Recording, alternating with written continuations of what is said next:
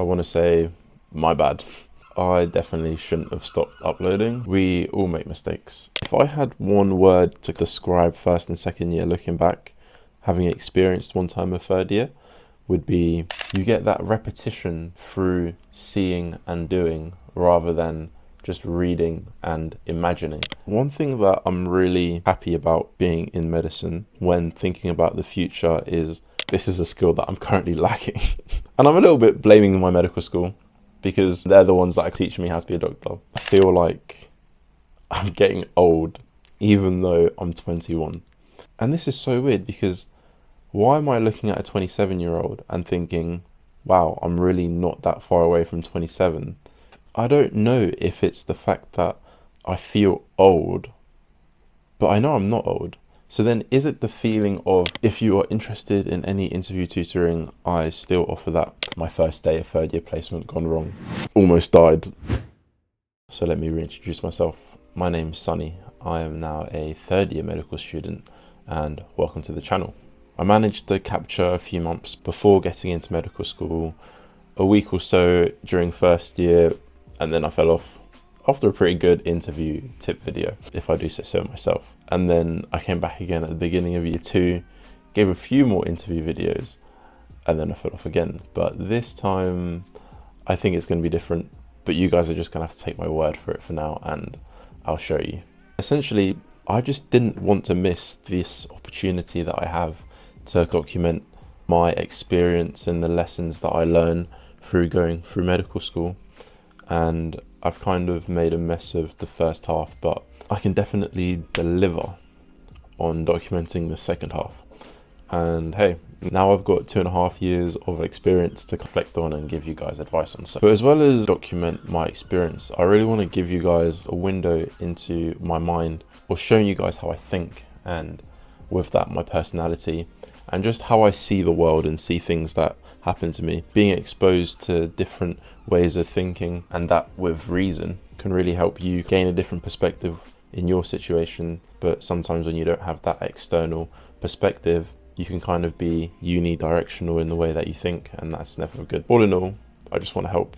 I just want to give a different perspective, and a logical one at that, I think, maybe. Another reason which I'm actually looking forward to picking up the camera again is I haphazardly clicked onto one of my old videos that I made, and I was actually grinning whilst watching them, which kind of told me two things. It told me that, one, I actually enjoyed making these videos, and even though it was tedious, and that being the main reason why I stopped making them, they were actually fun to make. And the second thing it tells me is that my videos were actually half decent, or at least the idea behind the videos, the intention behind the videos were good. Third time lucky. Let's do this. If you're watching this video and you're not following my Instagram, search my tag Sunny10A on your Instagram search bar. Go follow the Instagram, spam it with comments, spam it with likes.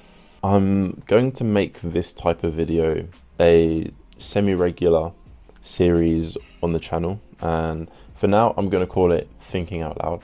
This kind of format is a style of video which I'm taking inspiration from this one YouTuber I started watching. Since then, she's stopped making YouTube videos, or I can't find her channel anymore. She named it Panic With Me, and it was also a medical student. And I just found them pretty entertaining to watch, where she would just ramble about things that she had written down. Like it says on the tin, well, hers was called Panic With Me, but I don't really panic, so it would be a misleading title if I used it. So mine is just Thinking Out Loud, but I hope you like it. The first thing I want to touch on is how was first and second year of medical school? And if I had one word to describe first and second year looking back, having experienced one time of third year, would be relentless. I think over the course of those 2 years, I studied around 500 lectures, give or take. 500 lectures in 2 years. I had 8 exams, and thankfully I passed all of them. But yeah, relentless. But I enjoyed it. I made a lot of memories. I learned a lot about myself and about medicine. And I think I wouldn't change it if I could, because when you do hard things, you come out the other side a stronger person. And not to be dramatic or try to romanticize something for what it's not, but I don't know. People always say medical school is so hard, and when you're in the moment and doing it, you're like, this isn't that hard, what are people saying? But when you take a step back and have a look at the consistent effort that you have to put in for years, it's only then where you really get the idea of, oh no, people actually are onto something here. But it's been managed well. I made adjustments because there were parts where I wasn't handling it well. A character building first 2 years as well. That's definitely how I'd frame it. But now, third year is so much more relaxed than the previous 2 years. Yes, we're on placement on a 9 to 5 schedule with 2 half days, but the fact that we don't have specific timetabled lectures where we have to be in a lecture hall for up to 5 hours some days, it just makes a world of difference, and I actually love it so much. You can take things at your own pace when it suits you, whether that's late, whether that's as soon as you get back from the hospital. Don't get me wrong, the fact that we have lectures and hospital placement at the same time can build up and be a lot, but I definitely prefer this to how it was before, because at least when I'm on hospital placement, it's so much more engaging and you learn things through osmosis rather than actual forced repetition, like reading a lecture slide or reading a book. You see a patient, you're not sure what's going on. The doctor asks you, you tell them that you don't know, then they tell you the answer, and then you're like, make a mental note of that. And the next day when you're on the same ward, oh yeah, the doctor said this person had this because they were showing these signs and this is what we did. You get that repetition through seeing and doing rather than just reading and imagining. And I think this is why placement, for me at least, is maybe not less work, but easier work. And I'm liking it. Hello? What should I say? Hey guys, this is my friend Seb. Wait, no, do I say that? Now, where were we? I actually can't remember. So that was my friend Seb. That's another thing I actually really like about third year. In second year, when you all had your separate houses scattered around town, it was kind of hard to get all of your friends in one place at the same time, or just pop into their rooms as you did in first year because you were all on campus. But now in third year, when we all live in the same blocks, it's really cool because Seb just lives downstairs and he can just come up and see me. And especially when all of your friends are in the same placement. Back to the thinking out loud kind of train thought. One thing that I'm really happy about being in medicine when thinking about the future is how many adventures I'm going to have, or how many changes of scenery I'm going to have. If you're someone who doesn't like change, then I guess this kind of might be a nightmare for you. But as someone who likes novelty, especially environmental novelty, the prospect of after 5 years of studying, I get to move to a different part of the country and make a whole new set of friends with a bunch of junior doctors who are also new to the job, scared to start practicing medicine, and potentially in a nice city that I actually want to go to. Although there is the possibility that I get sent to the middle of nowhere, which actually would not be ideal. I like to be optimistic in my future projections for that scenario. When thinking about it, I actually wouldn't mind going to Scotland, like Edinburgh, and spending 2 years there training, and during the weekends or whenever I get breaks, annual leave and stuff, just going hiking in Scotland. Or if I was in a city, it would be even cooler because I've not lived in a city before. I've always been in the countryside. They say Canterbury is a city, but it's really not. It's a town, it has a rather big population, and it has a cathedral, so on technicalities it's a city, but Canterbury is not a city and Kent is definitely the countryside. And then looking past foundation years, there's kind of a natural break after your F2 year when you become a qualified doctor, where a lot of people go and practice medicine in Australia, and that's definitely something that I'm interested in.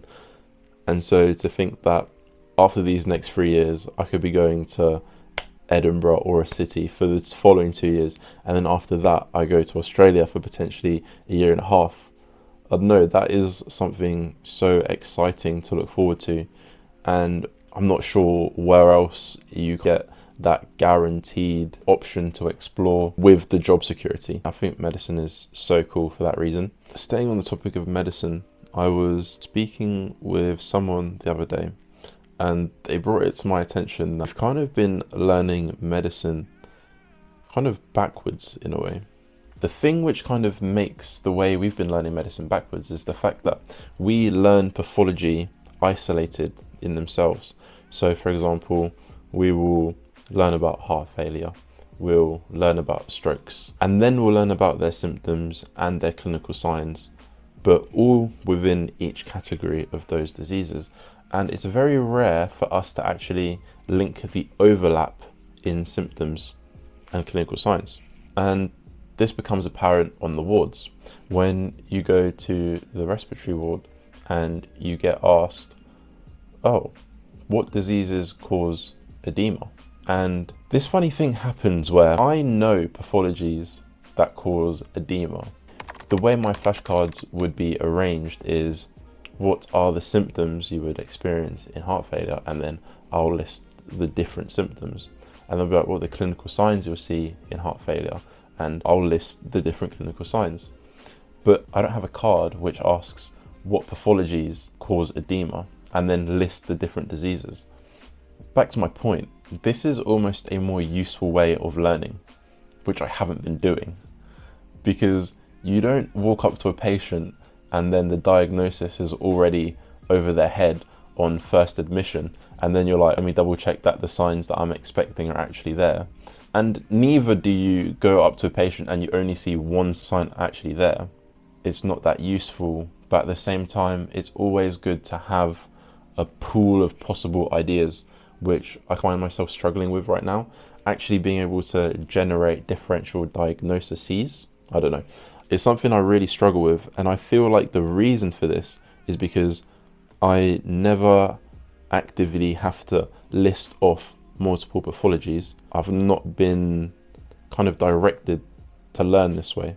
And I'm not saying it's someone else's fault, because I can literally start doing that right now. But I'm just saying it's not something I've been doing, and I think this could be a solution, and I think this could be useful. I guess a counter argument to me saying that we've been learning it wrong is that you never see a single symptom in isolation. You see a whole bunch of signs, and then that builds the picture for you.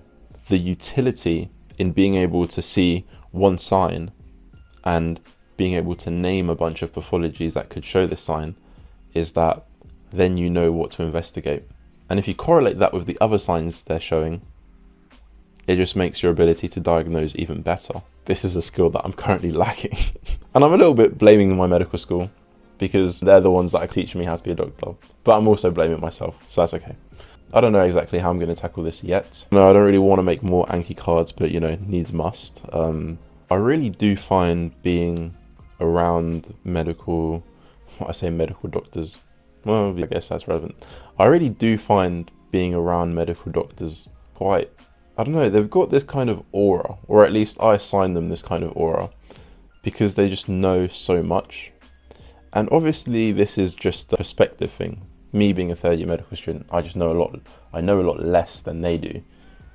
But the doctors which I'm around most of the time, being foundation year doctors or doctors who have just started their specialty training, they know a lot less compared to their consultants, and I guess the consultants don't see them with the same aura that I do. But if they do, that's pretty sick for them. The last thing I want to talk about in this first of many thinking out loud episodes is the fact that I feel like I'm getting old even though I'm 21. I don't know how to explain it, but I'm going to try. I'm 21 years old and I'm turning 22 in 3 months. And the doctors that I'm around most of the time, being junior doctors and specialty training doctors, they're all below 30.